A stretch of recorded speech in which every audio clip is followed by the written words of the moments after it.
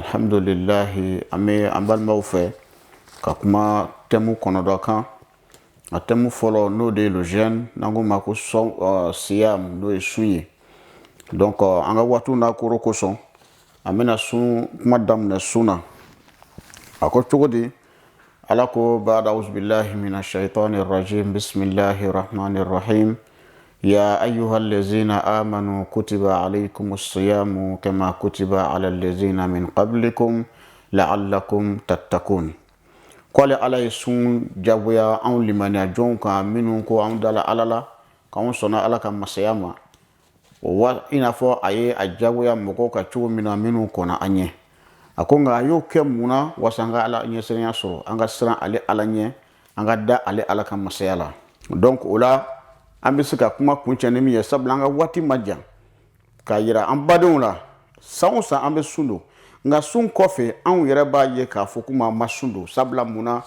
sunkalo ka ban dɔrɔn i b'a ye an bɛ segin ko an ka ko kɔrɔw la minnu man ɲi donc o la miniti kelen b'an bolo dɔrɔn an b'o fɔ yɔrɔ min na ala ko an ka sun don fo ka taa se tumana min na ni dugujɛ sera ka danganiya sɔrɔ ko fajiri sera ko an ka dumuni to yen fo ka taa se su ma donc o yɔrɔ la o de suntigɛ waati ye an k'an yɛrɛ kɔlɔsi waati la ɲɛnama an kana girin fitirida waati la tile bɛ yen an yɛrɛ ɲɛ bɛ tile nɔ bɛ yen an bɛ taa ka taa an ka sun tiɲɛ ko an bɛ suntigɛ la an ka danganiya sɔrɔ ko su dɔ la an bɛ sɔrɔ ka sun tigɛ sinon n'a an ma o kɔlɔsi i b'a ye an ka sun bɛ tiɲɛ an bolo e ka i yɛrɛ kɔlɔsi dumuni ma de 5h15 ou bien 5h10 jusqu'à 18h25 kɔngɔ ma se ka min kɛ e la k'a ta 25 la ka taa bila 30 walima 35 la kɔngɔ tɛna se k'o k'i la donc i k'i janto o yɔrɔ la waasa i ka sun bɛ se ka matarafa sun bɛ se ka nɔ bila i la hali sunkalo kɔfɛ sun bɛ nɔ to i la fo ka taa se sunkalo wɛrɛ ma ala ka faamuya ɲuman di an ma ala k'an bɛn sababa ma waati n'a koro kosɔn an bɛ sunkalo ka kuma bila o yɔrɔ la salamu alaikum wa rahmatulah wa barakatuh. Nous jeûnons ce mois de Ramadan là pour nous rapprocher d'Allah. Et le prophète Mohammed sallallahu alayhi wa sallam dans sa vie n'a fait que 9 Ramadan. Cela veut dire qu'il a jeûné que 9 mois de Ramadan. Donc nous prions tous les fidèles musulmans, nous prions nos communautés, nous prions tous les musulmans et musulmans de faire des efforts à faire un programme, de se lever tardivement la nuit pendant les 10 dernières nuits pour faire au moins 2 rakats ou de faire au moins plusieurs rakats pour pouvoir se rapprocher d'Allah en guise de recevoir une nuit qui est la nuit de Al-Qadr, la nuit du destiné, qui est équivalent de 1000 mois d'adoration, qui nous donne 83 années et 4 mois d'adoration d'Allah. Ce n'est pas donné à tout le monde. Cette nuit-là se trouve dans la dernière nuit du mois de Ramadan. Donc, il faut tout le temps vivifier ces mois-là. Malheureusement, il y a certaines personnes qui font des calculs qui ne sont pas bien. Donc, en vivifiant cette nuit-là, on va trouver la nuit d'Al-Qadr. Qu'Allah nous donne la nuit d'Al-Qadr. Qu'Allah fasse de nous des bons musulmans. Wassalamu alaikum wa rahmatullahi wa barakatuh. Le jeûne, c'est l'abstention des plaisirs de ce monde au détriment de la prière, en fait. Le jeûne, ce n'est pas seulement se priver de nourriture, ni d'eau, ni de quelques plaisirs, mais c'est aussi ajouter à tout cela la prière. Parce que sans la prière, ça devient comme, bien aimé, comme on peut le dire, simplement une grève de la faim. Donc pourquoi le jeûne? Le jeûne, c'est pour obtenir une intervention divine dans une situation bien déterminée que nous traversons. Et encore, le jeûne, c'est pour encore, si on peut le dire, c'est pour approfondir une intimité avec notre Dieu. Alors, donc, que fait durant le jeûne? Bien aimé, selon Ésaïe 58, au verset 6 à 8, durant le jeûne, il faut dénouer les liens de la servitude. C'est-à-dire qu'il faut libérer les personnes qu'on a emprisonnées dans nos cœurs. Il faut pardonner à toutes ces personnes-là. Et puis, si jamais il y a des personnes qu'on nous prime, qu'on nous presse, nous devons les libérer parce qu'il y a des gens qui passent leur temps à garder les rancunes. Quand ils jeûnent, ils ne pardonnent pas. Et quand ils ont fini le jeûne, ils continuent encore de haïr des personnes. Et ça, ce n'est pas bien. Durant le jeûne, c'est le moment adéquat de pouvoir laisser tomber toutes les rancœurs et puis toutes les rancunes. Et puis, c'est aussi de pouvoir rompre tout ce temps de joug. C'est-à-dire que si tu avais des gens à ta merci, que tu maintenais sous ton joug, c'est là le temps de pouvoir libérer ces personnes-là, de les délivrer en fait, comme je pouvais le dire. Durant le jeûne, c'est encore le moment propice de pouvoir pratiquer l'hospitalité et puis aussi couvrir la nudité des gens. La nudité, c'est par exemple, s'il y a des gens peut-être qui manquent de vêtements, tu peux leur donner des vêtements. Il y a des vêtements que tu n'utilises pas à la maison que tu peux leur donner. Et puis, il y a aussi le fait aussi de couvrir la nudité, c'est de ne pas dénigrer. Parce que bien des personnes passent leur temps à dénigrer leurs parents, à dénigrer des personnes, des gens, et ce qui n'est pas bien. Donc, encore une fois, il ne faut pas détourner son visage de celui qui est dans le besoin. Nous avons des fois de l'argent, nous avons des fois des biens, mais nous détournons le regard de toutes les personnes là à qui nous pouvons faire le bien.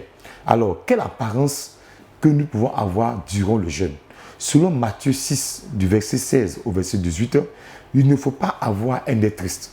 Parce que beaucoup, quand tu jeûnes, ils veulent que tout le monde sache qu'ils sont en train de jeûner. Donc, ils ont un air triste, un air abattu, ils ont une mine défaite, un visage défait, et ils font presque pitié, ce qui n'est pas du tout normal. Okay? Et donc, on doit plutôt avoir un visage gai, un visage ravi, on doit se parfumer, on doit sentir bon, on doit vraiment faire envie. Vous comprenez? Donc, jeûner, c'est fait de toi quelqu'un juste devant Dieu. Alors, une dernière chose encore dans la récompense, c'est que sa restauration germera promptement. C'est-à-dire que si tu étais malade, tu seras restauré. Et si jamais tu avais besoin d'une situation bizarre, difficile dans laquelle tu te trouvais, cette situation va s'estomper dans le nom puissant de Jésus de Nazareth. Que Dieu vous bénisse. Je n'ai fini et à la prochaine. Le jeûne du mois de Ramadan est un jeûne qui est au 9e mois du calendrier lunaire. Et ce jeûne du mois de Ramadan est une obligation religieuse pour l'ensemble des musulmans, que tu sois un homme ou une femme. Donc celui qui atteint l'âge de la puberté, donc il est obligatoire de jeûner le mois de Ramadan. Donc après l'âge de la puberté, s'il a toutes ses facultés mentales en place, le jeûne du mois de Ramadan lui est obligatoire. Et pourquoi le jeûne du mois de Ramadan? Dieu nous dit dans le Saint-Coran, Ya ayyuhalladhina amanu kutiba alaykumus siyam kama kutiba alal ladhina min qablikum la'allakum tattaqun. Dans ce verset-là, dans la sourate Al-Baqarah, donc Dieu nous fait savoir qu'il nous a rendu le jeûne obligatoire. D'abord, il s'adresse aux croyants. Il nous dit qu'il les a rendus le jeûne obligatoire comme cela a été pour les communautés qui nous a dénoncées. Et il dit l'obligation de ce jeûne du mois de Ramadan a un objectif assez essentiel, principal. Il s'agit donc de permettre aux croyants d'atteindre le stade de la piété à l'issue de ce mois de Ramadan.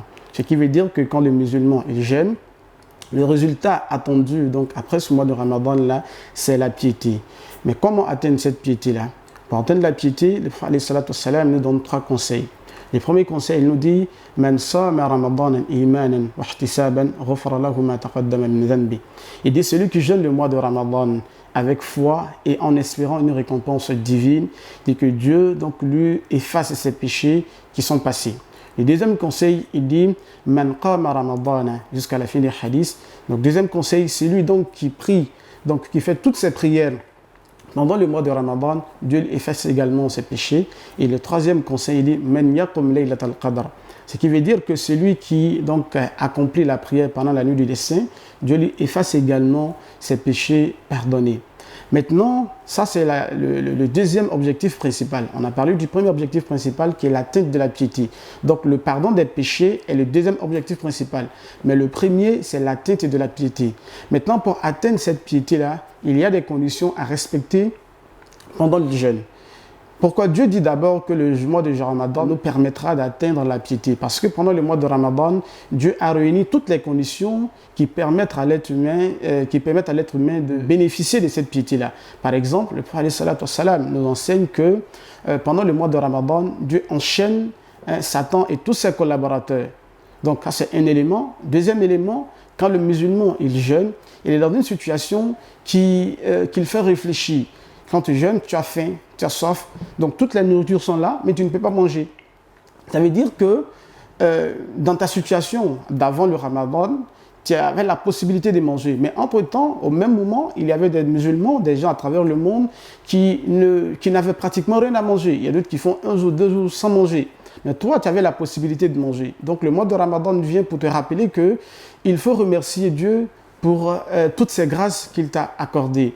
Donc ça, c'est un élément parmi tant d'autres. Donc pour dire que le mois de Ramadan est un mois de pénitence, un mois qui nous permettra donc d'atteindre la piété, et cette piété-là sera le moteur, notre moteur principal pour les 11 autres mois après le mois de Ramadan. Le don de miracle, et les miracles existent toujours, ça continuera d'exister.